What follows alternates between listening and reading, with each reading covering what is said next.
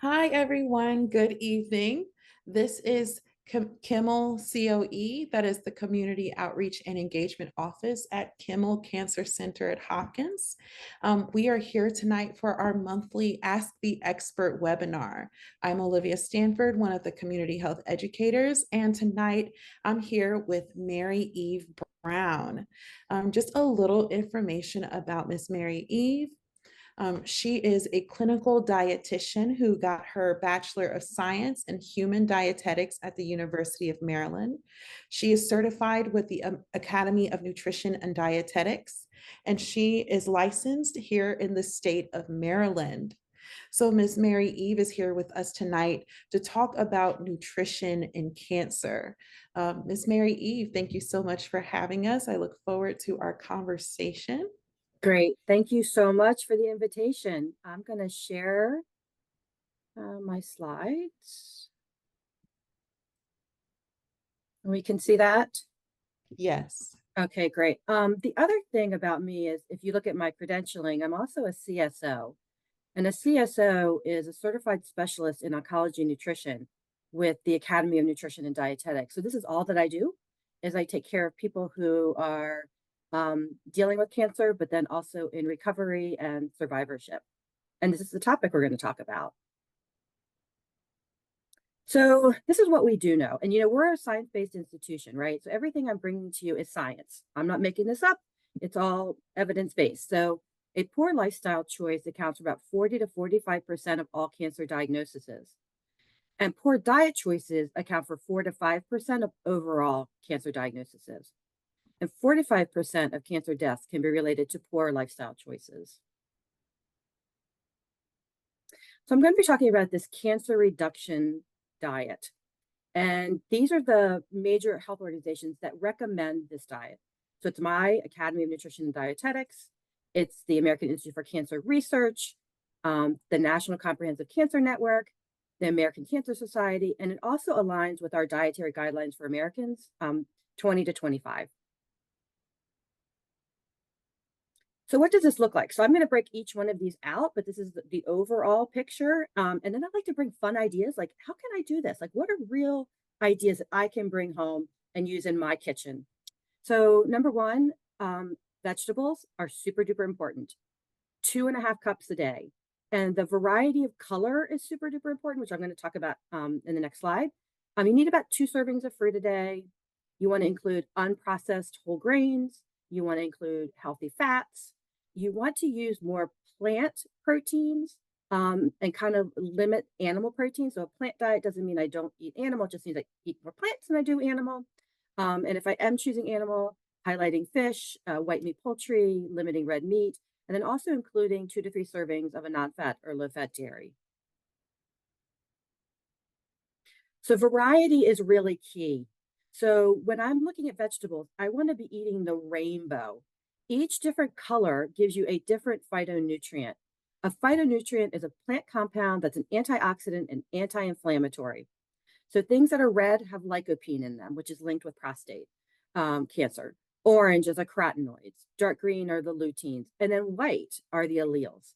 Also think about herbs. Herbs are these really, really concentrated phytonutrients.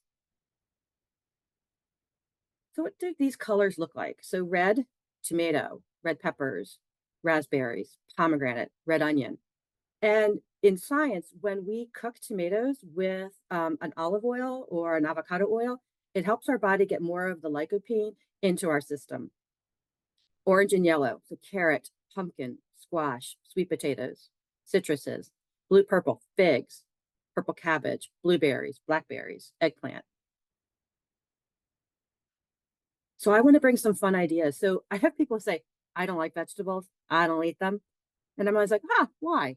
And a lot of times it's because when they were a child, they were overcooked. They were mushy. So I'm like, revisit them in a different way. So can I roast or grill them? And I say batch cook.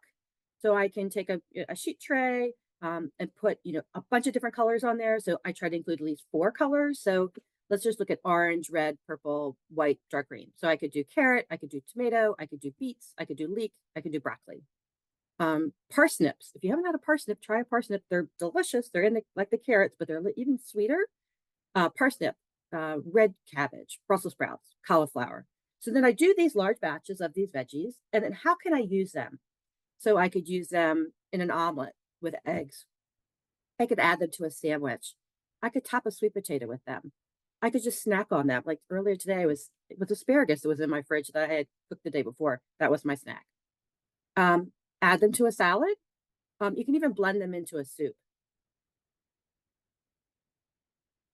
So more ideas. So I always recommend eat in season. So when I'm eating in season, I'm eating closer to me than if I'm eating out of season, it's grown in another part of the world. It's got to get on a transportation and come to me. And as soon as there's a harvest of vegetables, they start to lose their nutrition. So when I'm eating closer to me, I'm going to probably get more nutrition in what I'm eating. Also, use the freezer section. So the freezer section is super easy, right? It's already peeled, it's already cut up, it's already washed. I can just pop out what I need and then package it back up and throw it back in the freezer. So the big bags are actually more economical. And there's no waste.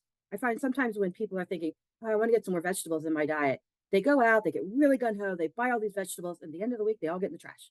But the freezer section, they're going to stay good for 6 months. I love pickling things. So I love pickles, but you know, a lot of commercial pickles they're going to have more sodium in it.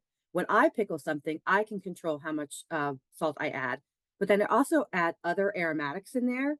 So I might add some turmeric, I might add some ginger, some peppercorn, some mustard seeds. All of these things also provide flavor, but nutrients too. Think about where I can put in a vegetable in what I'm making. So let's say I'm making salmon patty. Can I chop up some dill in there? Can I put some parsley in there? Can I add some mushrooms in there? Anywhere I can put these vegetables in is a win-win. So when I'm eating in season, I might have an abundancy. I can always freeze those. So I always freeze berries that I gather in the summertime, you know, to be used in the wintertime to add to oatmeal or hot cereal or to bake with them. I love batch cooking, which I was saying about like with the veggies. Think about your herbs, add those in. So fun ideas. So can I slice zucchini and use that as like a lasagna noodle? Can I use a spaghetti squash with roasted tomatoes? Can I make veggie chips? So I really like making beet chips. I like making kale chips. Can I make a salsa? And not only tomato and jalapeno, can I put some cucumber in there or maybe some leek? More ideas. Can I bake with something? Can I make a carrot muffin or a zucchini bread or a pumpkin bread or a butternut squash muffin? Can I add them to sauces? So, can I add mushrooms to something? Can I add greens to something? Can I add asparagus to something? So last night I made a lasagna, and this is exactly what I did. I sauteed mushrooms with kale, shallot, garlic, and I layered that in the lasagna. Can I blend with them? Can I make a pesto? Can I make a soup? Can I take them and blend them into meats and poultry? So, you know, can I add mushrooms, which have a meaty texture, to maybe a meatloaf that I'm making? Can I make fries out of it? So, parsnip, carrot, green beans, zucchini can all be cut like a fry shape. And then can I cook it in the air fryer or in the oven?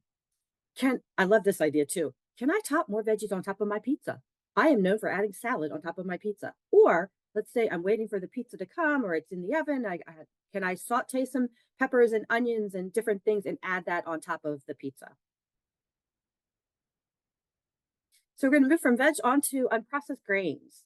And we also think about fiber with grains, but that's not the only thing, right? So they have really good phytonutrients in them. They have flavonoids, they have lignans, they have minerals like iron and magnesium and selenium. They also have all of the B vitamins. And when I'm choosing something that's unprocessed or unbroken, this is going to be more abundant in something that is processed. Some examples of these: brown rice, corn, oatmeal, quinoa, whole rye, whole wheat, wild rice. So how can I get more of these into my daily routine? Can I make a salad? Can I make a corn and bean salad? Can I make a wild rice salad with dried cranberries and pecans, which is really this time of year, that's an awesome side dish. Can I make a quinoa salad with cucumbers and red peppers and red onions and chickpeas? Can I sub something out? So I'm baking something. Can I do half whole wheat flour, half regular flour? Can I add some oatmeal into a ground turkey? So my mom did this growing up, and I think it was to stretch our food dollar. She always added oats to a meatloaf. Can I try some other pasta, maybe a whole wheat pasta or a lentil pasta or a chickpea pasta? So I talked about these heavy fats, right? I mean, healthy fats. So our diet doesn't need to be low fat, it needs to be healthy fat. And these are found in nuts. Nuts also contain protein and vitamins and minerals and fiber. And all these healthy fats have omega-3s in them. Omega-3s are anti-inflammatory. Seeds, also protein, vitamins, minerals, and fiber, and omega-3s. Your vegetable oils, canola, olive, flax, walnut, and then avocado and avocado oil. So how can I get more of these things in? So I think at breakfast time, maybe I'm having yogurt. Can I put some nuts or seeds on top of my yogurt? Can I spread a whole wheat toast with a nut butter, an almond butter, or peanut butter? Can I add nuts and seeds on top of my hot cereal for lunches and dinners? Can I put nuts and seeds into my salads? Can I add toasted pecans or almonds with steamed vegetables? I think everybody knows about, green bean almondine, which is green beans with almonds. And when you toast a nut, it actually brings out more of that nutty flavor. Can I add cashews to stir fry?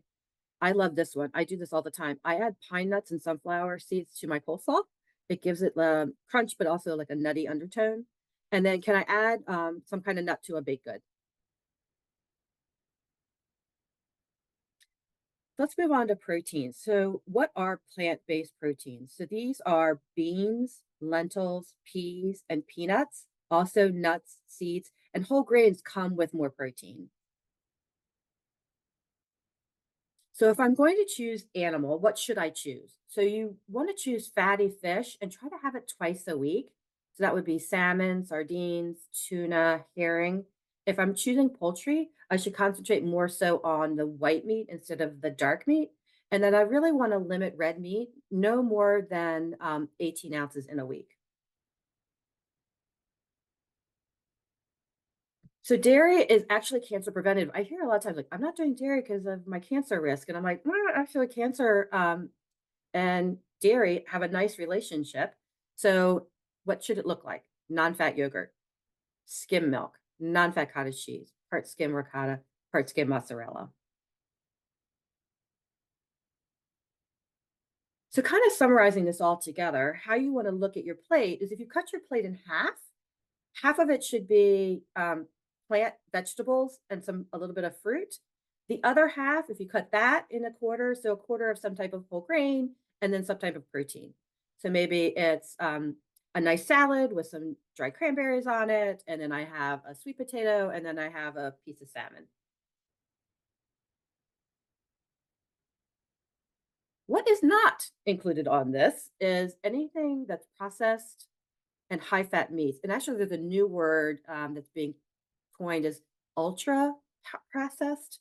Um, Sugary beverages, refined grains, hydrogenated oils, whole milk dairy, nutritional supplements. So this is saying that we really should get our nutrition from whole foods, not in supplementation. And then there's a limitation of alcohol, 2 drinks a day for men and 1 drink for women, or abstinence. Here are really the key points or the take-home messages. Number 1, maintain a lean body weight throughout adulthood, and that's a BMI of less than 24.9. Be physically active. You at least want to have 150 minutes a week of some type of physical activity, and this is really a balance. It's, you're matching a healthy diet with physical activity. Both of these can keep you in balance from a weight standpoint. Eat a plant-based diet full of vegetables, whole grains, fruits, limit meat and alcohol. And again, obtain your nutrition through whole foods, not through supplementation. So I don't know if Olivia, do we want to open it up to any questions?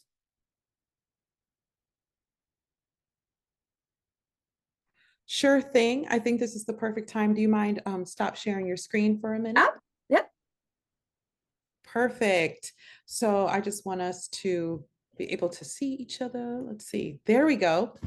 So now let's open up, as you said, Mary Eve, you've shared so much great information already, but now let's open up the floor to some questions. And let's see. So if you're just joining us, welcome to our webinar tonight. We have Miss Mary Eve Brown. She is a registered dietitian. So she just gave us some great basic information, including how to put together meals, great sources of protein, dairy, and other food groups that are really good for us, especially to have that well-balanced diet. So let's see what we have here in the chat.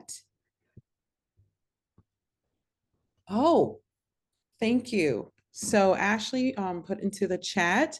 And again, if you have questions, please feel free to drop them in the chat at any time. So for those on a budget, are there any money saving tips for eating healthy?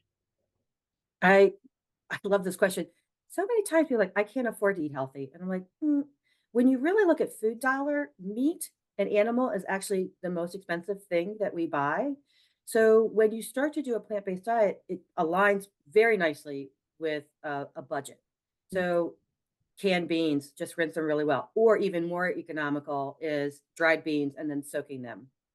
Using in season, I think is really key because in season is going to be less expensive than buying something out of season because again, that transportation. So if we think about winter, because we're coming in out of fall and into winter, that's your citruses. So they're going to be your best buy. I think of the cabbage family. So purple cabbage, white cabbage, Brussels sprouts, broccoli, cauliflower. They're going to be your best buy. Also, again, look at the freezer section because sometimes there'll be a sale. And again, if you, I don't know if you guys, do you guys shop by like the price per unit? Do you know what I'm talking about when I say that? The price per unit? No, could you break that down? Like, what is that price per unit? Like, where on the shelf and where would that be? Yep. So when you look at the price of something, usually in the corner, it'll have the price per unit, and that'll give you your best buy. So sometimes when you look like, oh, this little bag only cost me $1.75, but the price per unit could be like $12. But the big bag, which is like 245, the price could be $3. So that tells you what's going to be your best buy for your dollar is the price per unit. Oh, so okay, I honestly wondered why they had that on the price tags. And I've seen, so sometimes it'll say, like 25 cents per ounce. So the price per unit tag will also have the little measure, the unit of measure. Oh, wow. So And that's, that's the best way to oh, shop is get the best price per unit because not the size of it determines the best price. It's the price per unit. hmm. Wow. No, yeah, no, Yeah. I love Yeah. jazz hands. Yeah. And then so also, when you're in the produce section, buying things that are already cut up are going to be like triple the cost of buying something and cutting it up yourself. So even though you may think, oh, that's ease, right? It's going to be more food dollar. But if you need something like that, it's the freezer section that you're going to go to. The other thing, okay, so when you're like if you're eating salmon and tuna and all that kind of stuff, you really want to buy not farm, you want to buy wild caught domestic. And that can be pricey. But if you go to the shelf, you can buy packs of salmon, not in a can, but packs of salmon. They're wild caught, they're domestic, and they're very economical. And it's already ready to go. I can just open that up, throw it on a salad, make a salad out of it with, or salmon cakes. It's the best buy for salmon. And it's so much easier than buying, from the fish section, which they sometimes don't even know where it comes from, but sometimes they do. But the packs.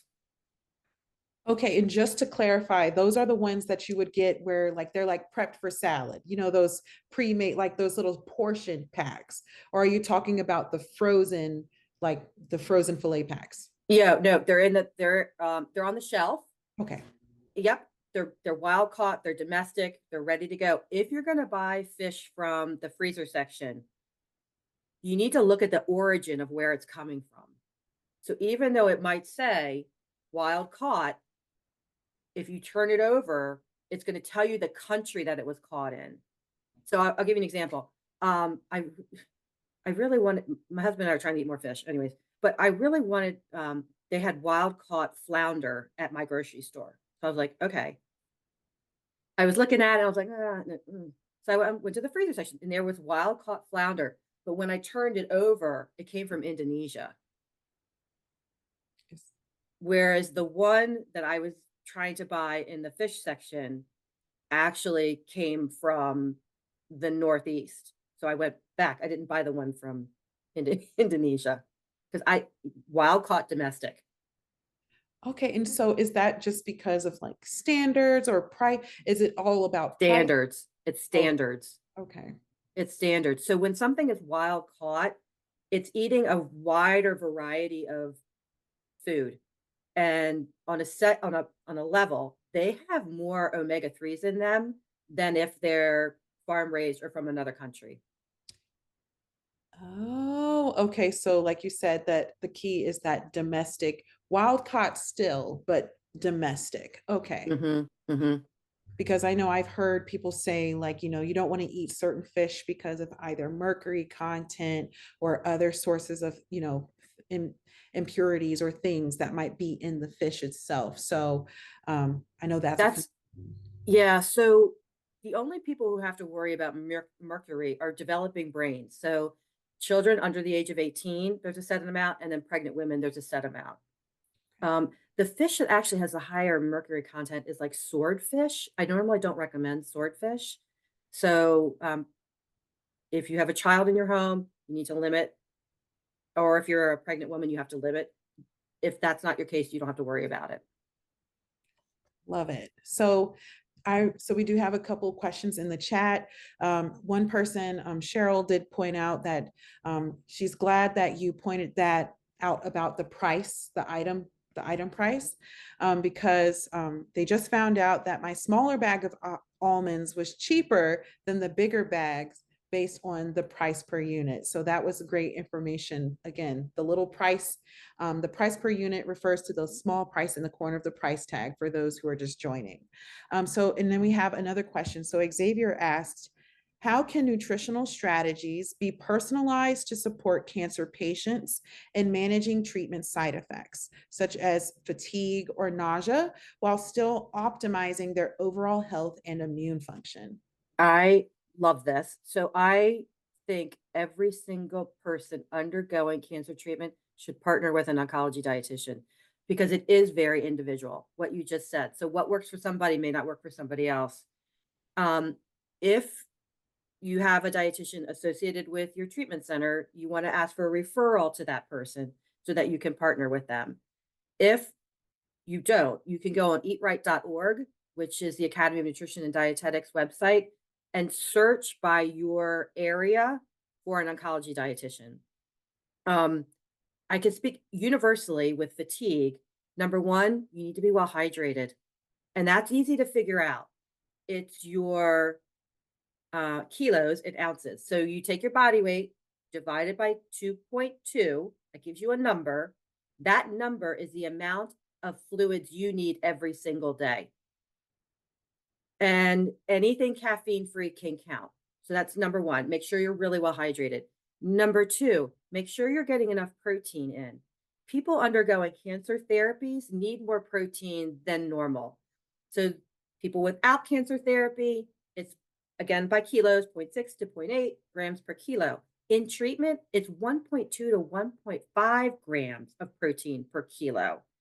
So you really want to make sure that you're getting that protein in every single time you eat. That supports your muscle mass. If you're in treatment and you're not getting the protein, your body's going to use it. It's going to burn your own muscle mass.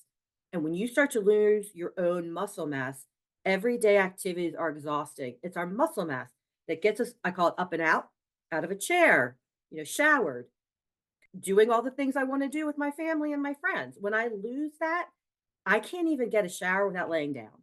Like it can be really, really exhausting. So for fatigue, universally, hydration and protein.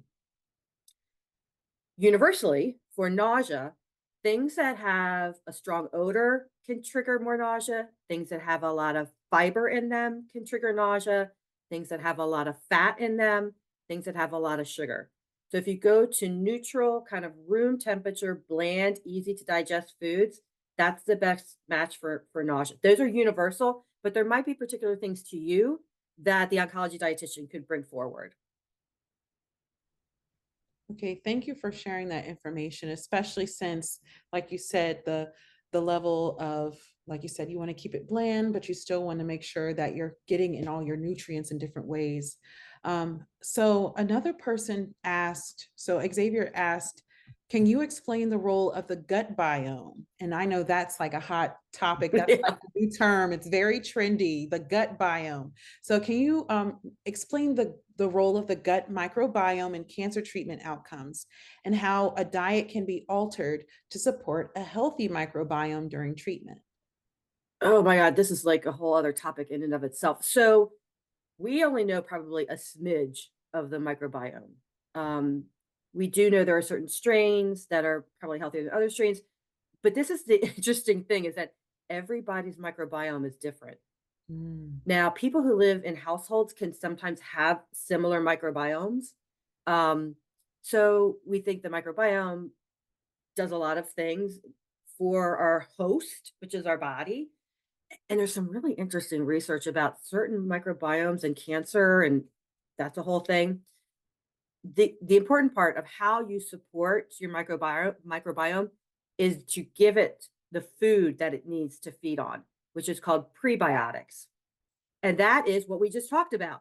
Plants and whole grains, all of those things support a healthy microbiome. Now, sometimes with cancer treatments, the microbiome can be affected. And so what happens is that instead of a healthy gut, it's kind of like a, I call it like a gut. It's not able to absorb all the things that it needs to get out of what we're eating. But again, if you use things that are easy to digest, like cook green beans, cook carrots, baby spinach, eating some yogurt, maybe having some pickled something. I don't know if you like kimchi or kombucha. All of those things can also support the microbiome while you're undergoing cancer therapy. We normally don't recommend taking a probiotic. If you think about it, my microbiome is unique to me. Your microbiome is unique to you. Do I want to take a microbiome that my body may not know? So, eating the foods that support the prebiotics is really the best way to do this. Now, if you've been on an antibiotic, sometimes you need to take a probiotic. You would talk to your doctor about that. You just don't want to do it off the shelf. Wow. Okay. So because that those were two other, you were talking about prebiotics and probiotics, and that was going to be a follow-up question if you could explain. So thank you so much for breaking that down. So it looks like another question that we got was just pivoting away from people who are already undergoing treatment or who are in survivorship. So this is about general cancer prevention. So this person, so the question is, I read so much about cancer and diet, but I want to make sure that I read the right things. Are there any websites about nutrition in cancer that I can trust? And I really like this question because, again, you know, misinformation ran rampant during the pandemic. So where can people go? I mean, it's true. Where can people go to get accurate information for health and diet? Yeah, yeah. Dr. Google is not the end all. So I love it. I did it in one of the first slides. It's AICR.org, the American Institute for Cancer Research. They are the leading experts on cancer and nutrition, and they are an evidence-based institution. And what they do is they do a deep dive, they do an evidence-based search of nutrition and cancer, and then they put out position papers to each disease. So you can drill down to breast, you can drill down to prostate, you can, drill down to pancreas.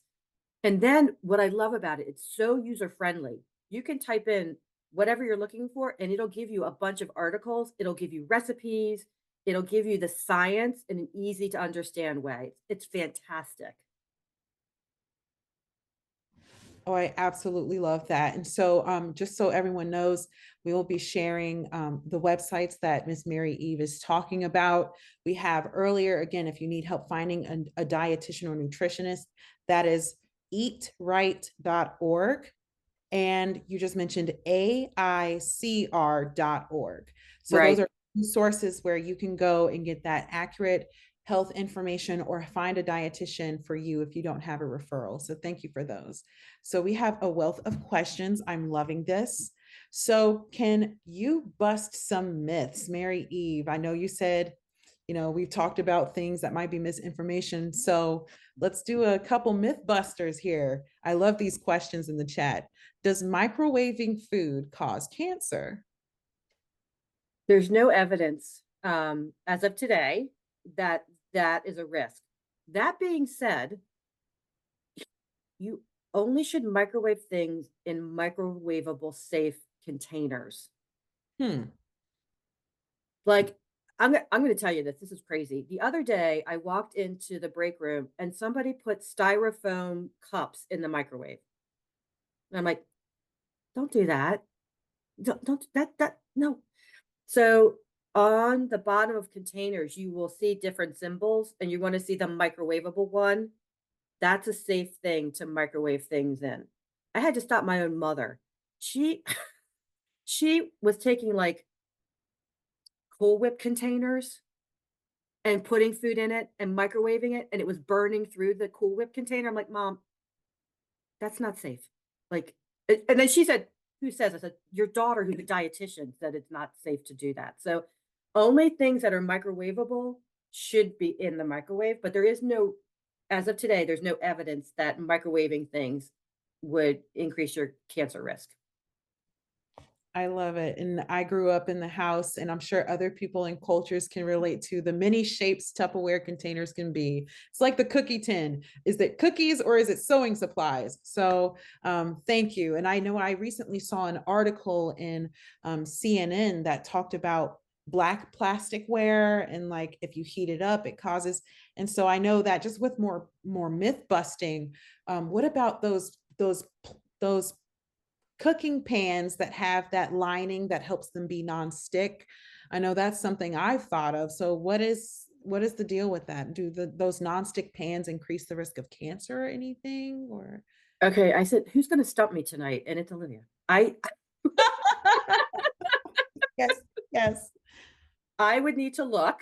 So I Okay. can look. I don't think so. But it's funny because I use a lot of parchment paper sometimes when I'm roasting vegetables, I'll put them on parchment paper. Um, ju for whatever reason, just easier cleanup is actually while I do it, but I can I can look to see if there is any. I don't think there is, but I can look. I don't think there is, but Thank you. Thank you. Look, I know I slipped it in between the chat questions, so we'll get back to the people who came here to talk to you. So another myth busting question that someone put in the chat was, do colon cleanses help to prevent colorectal cancer? Ooh. no, there's no evidence behind that. And you actually may, depending on what you're doing, may do more harm than good because does that upset the microbiome? But there is no evidence that that would reduce the risk of colon cancer. And sometimes people think like if my bowels don't move right, I think I'm at more risk. And again, there's no association between that either. So thank you. So I know, okay, because I also see a lot of that on social media. Buy our tea and it cleanses you. And so thank you for that. Seeing you drink your water. Sorry. No, no, please don't. Hydration. We always share that hydration is very important. I have a water bottle here I'll be sipping from when you answer. But the next myth bust question has to do with those special pH waters. If is there a match like a good pH either an ionic water or any of those kind of waters that may help lower a person's risk for cancer? No. And so this all came about many, many, many, many years ago, that they took malignant cells and put them in two different mediums in a dish. And one was basic or alkaline, and the other one was acidic. And they watched the cells to see if there was anything that came out of that. And in a petri dish, the malignant cells that were in an alkaline or basic environment did not replicate, but ones in the acid environment could replicate. So then the researchers were like, hey, so maybe if I try to align more with alkaline things, malignant cells won't replicate. The problem is that our bodies are designed to always have a neutral pH of between 7.35 and 7.45. So it's not what we're eating. That doesn't affect the pH of our body. So there's no benefit to drinking alkaline water, ionic water, drink water. That's the important part of this. That you're just paying a lot of money for something that's probably of no use to your body.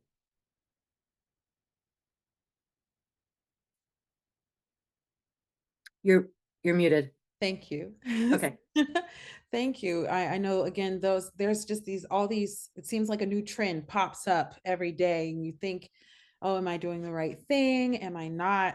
And that actually kind of brings us to another point of doing the right thing. So what is one thing that I should eat every day to prevent cancer? I like that question. What is one thing that I should eat every day to prevent cancer? It's not one thing, it's all the things. Oh, So, um, having a plant-based diet with abundancy of colorful vegetables, that's the thing. So it's not, I'm like, I have patients say to me, I'm eating kale every single day because I know kale is good for me. I'm like, okay, well, then you're missing out on purple and orange and white and red. You need all of the colors. Each one of them gives you different cancer fighters, different phytonutrients. So it's not one thing, it's all the things. But if I can encourage somebody, if they wanted to do something, try to include more vegetables in your day. That's really the one thing that's important. and and that's going back to the basic messages that we hear for overall health, and in the community we talk about that too. Try to have a balanced diet with the servings of fruits and vegetables, and like you said, it's not one thing. So I really appreciate you saying it that way. The other thing I would encourage people to do is do more herbs. So herbs are weeds. All they need is a sunny spot. So and it I do them in pots, but I also like during the, this is kind of crazy, but in the wintertime, I do them in containers with a grow light. They're they're super easy and they are so powerful for our health. So if that would be one thing, maybe that's something I do. Maybe I try to, grow some herbs in the summertime, or I do it in the wintertime. My grow light's right behind me, actually. So I love it.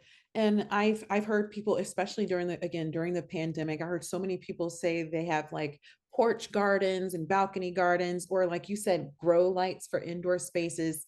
So just speaking on herbs, I also know, like, for some people, the value of eating different spices and herbs like turmeric. I hear so many recipes for this, anti-inflammatory recipes. So can you just touch on about turmeric, herbs, spices? Like, how can we use those things to help us decrease our risk or lower the risk of cancer? yeah, love it. Um, so turmeric is a root. It's in the ginger family. It has a savory undertone to them. I actually buy my turmeric at my farmer's market every summer, and then I freeze it. But you can also use powder. That's great. The thing about if you have dried spices, they don't last for 25 years. So once you open them, you really should date the top of it, like with a Sharpie or something. And then you want to use them up in like 6 months. If it's still there at 6 months, the potency of it is probably less so. It doesn't they don't go bad, but they're not as potent. So turmeric, it's fantastic in soups, in stews, in chili. It elevates like the savory kind of undertone to it. The other one I really like is ginger. So ginger is a natural digestive aid. So again, nausea is a problem for you. Ginger is a great friend. Um, you can make like a ginger syrup with turmeric. They're both roots. You chop them up, you boil them in a couple of cups of water, strain them off, and that liquid is anti-inflammatory, antioxidant, digestive friendly. You can sip on it like a tea, um, or you could put it in like another beverage, like a tea. It'll keep in like a glass container. I keep it in a ball jar in my fridge for about 5 days. So yeah, and then other like, let's say I'm like so excited about this. Okay, so I'm trying to reduce my maybe processed meat, and maybe I cook my kale and greens with a smoked neck or some type of smoked meat. Smoked paprika, it's just like a smoked neck. You won't even know you're missing it. The smoked paprika, I love in so many ways. The other thing about turmeric is if you are using it and you add a little bit of fresh black pepper to it, it does that the volatile oils of the black pepper helps the turmeric get into my body a little bit more so. And nobody should be buying pepper ground. You want to grind your own because that pepper that was ground doesn't have any of the health properties of the oil in it. Whereas if you do it yourself, you're getting all the healthy properties of the peppercorn oils. Wow. So the less processing, even those little steps of it being pre-ground, that is interesting because I definitely get annoyed when I have to twist the grinder like 20 or 30 times to get the amount of pepper I need. But I appreciate you sharing how like the different flavors and the undertones. But I will say, Mary Eve, you almost had me clutch my pearls when you said my spices don't last 6 months, but you the potency for the health benefits. I was going to say, I know, I'm sure we all have a relative or two with they're the same spices and they taste delicious. But again, you were talking about the health potency that someone may get for the benefits of using those herbs and spices. Thank you. Yep. So now we're pivoting. We have, again, I'm really loving these questions in the chat. So sometimes we have patients or community members. We talk about, weight loss a lot. To get to a healthy weight. A lot of us, some people have to lose weight, but for some people, whether they are patients or community members, they may lose weight and they need to gain it after they finish their treatment or for other health reasons. So, do you have any recommendations for healthy ways that someone can gain weight if that is their case? Yeah. So the healthy fats, right? So can I add avocado to something? Can I add an olive oil to something? Can I use nuts and seeds because they are very concentrated calories? Can it be like a trail mix, like a dried fruit and nut seed combination? The other is coconut. So coconut is MCT driven. So it's medium chain triglyceride, which is easy digestion. And if you like it, it's a great way to add extra calories to something. I had a similar case this week. And I said, "Well, do you like coconut?" She's like, "Oh, I love coconut." I said, "Okay, well, would you add some coconut oil to like your oatmeal in the morning?" She's like, "Oh, yeah." I said, and then her husband, who's the primary cook, said, "Oh, I could add that to the butternut squash soup." I'm like, coconut milk in your butternut squash soup is great. So look at the healthy fats and see where you can kind of move them in. Nuts, seeds, olive oil, avocado oil, flaxseed oil. Can I add avocado to my sandwich or I have it aside in my meal? So those are all the healthy ways to gain weight. Um, and not complicated, super easy. I love it. And I will say there was a butternut squash soup recipe I tried. Again, I keep bringing up the pandemic, but I know I tried 100 recipes. All that to say, I tried it and it's delicious. I also found a delicious ramen recipe that used coconut milk in it, and it was a unique flavor, but it was so delicious. So it's cool to hear, like you said, healthy fats is the key. Yeah. Oh, and so the other thing I don't think people use not much of is pumpkin. So Mm. canned pumpkin and butternut squash in a soup with coconut milk? Yeah. So pumpkin, I think, is something that people don't use very often, but it's super friendly to use. Wow. And I will definitely revisit we do have another question in the chat, but before we get to that, really quick, I just wanted to ask if you could touch on, you've brought up frozen foods, fresh foods, and like the staple, how shelf stable they are, how long they last. But can you just really quickly touch on, if someone doesn't have access to those fresh frozen foods or fresh, produce, what about canned foods? What about those non-fresh options that may not be the frozen or the fresh? What do you have any tips for canned food and using those? Yeah. So, um, some people have limited sources of getting their food. And if you only have cans available, rinse really well is really the key. I mean, if you can get a lower sodium product, then yes. But if you only have canned, just rinse them really well. That's going to reduce the sodium content of them. But I looked so earlier, I was kind of prepping myself for some things, and I was like looking at a generic brand of pinto beans.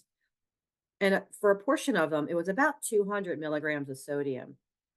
That can work in, because we should have about 2,000 milligrams a day. And then if you rinse it, it's even going to reduce it more so. So yeah, just rinse things really well. Thank you. Thank you. And I know that's definitely some people, as you said, whether that's just because the budget for the month or just what's around us, it varies. And also sometimes, I know you mentioned a farmer's market. The local farmer's market near me closed about a month ago. So Yep. that's at least for my area, that's something that we have to wait till it's in season. So thank you. Canned goods, that's something that. Mhm. And then you can also freeze, right? You can do your own, like the farmer's market, and I bought, a ton of blueberries. I just froze a ton of blueberries. Um, the other thing is you can also freeze fresh herbs. So let's say you did have an herb garden, and at the end of the season, you're like, I was I had so much time. I was like, this is insane the amount of time I have. I gave it away, a lot of people, but then I just throw it, I snip it, throw it into a freezer bag, throw it in the freezer, and it automatically falls off the stem. So yeah, freeze them. They'll discolor a bit. That doesn't reduce the nutrient content of them. Oh yes, and I'm personally a little picky about the coloration of things. So I'm so glad you just added that in there at the end. So thank you for your patience. The chat questions. So someone asked, are there specific types of cancer that respond more favorably to a ketogenic diet? So if you could just briefly explain what a ketogenic diet is, and then if there are specific types of cancer that respond more favorably to it. Again, this is another hour talk. Okay, so um, a true ketogenic diet is a diet that has 70 to 80% of the calories come from fat. And then there's very minimal amount of carbohydrate and then protein. A ketogenic diet has been around for over 100 years, and it's been at Hopkins for like 80 some years. It's housed in our neurology department for seizure control. So way back when we didn't have really great seizure medications, they found that when the patient was in crisis and came into the hospital and was made nothing by mouth, their seizures were under control.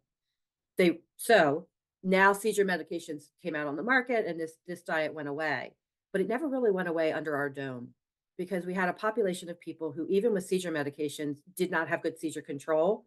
So they married this low carbohydrate diet with medications to get patients under better control from a seizure standpoint.